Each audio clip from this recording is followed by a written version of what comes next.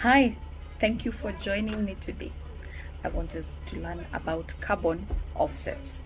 What are carbon offsets? Is your organization, your institution, your company offsetting its carbon emissions? Do you understand it? So let's get right into it. So carbon offsets is basically the removal of avoidance of carbon from the atmosphere.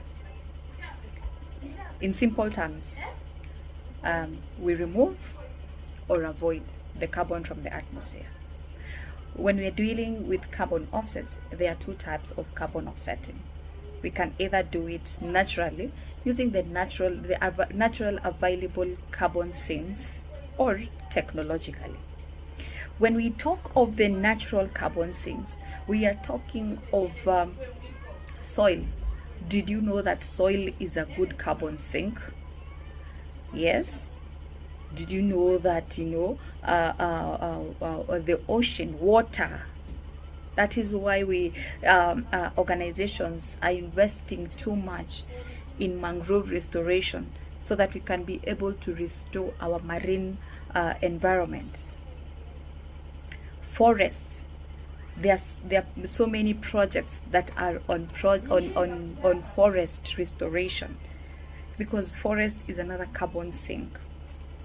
And did you know that there are geological rocks that also are carbon sinks, though scientists have not really dug into those?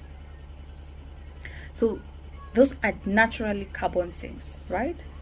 And then there is the technological. Okay, so when we talk of technological, we'll talk of things like the direct air capture. The organizations all over the world that do direct air capture, so they do the carbon removal from the atmosphere using technology. And we all know that technology is coming up so much right now. So let's go back to the carbon offsetting. So one, we have learned that carbon offset is basically the removal or avoidance of carbon from the atmosphere. And then number two, there are different ways where we can offset the carbon. So the naturally or technologically, right? So what happens is, when a project offsets its carbon emissions,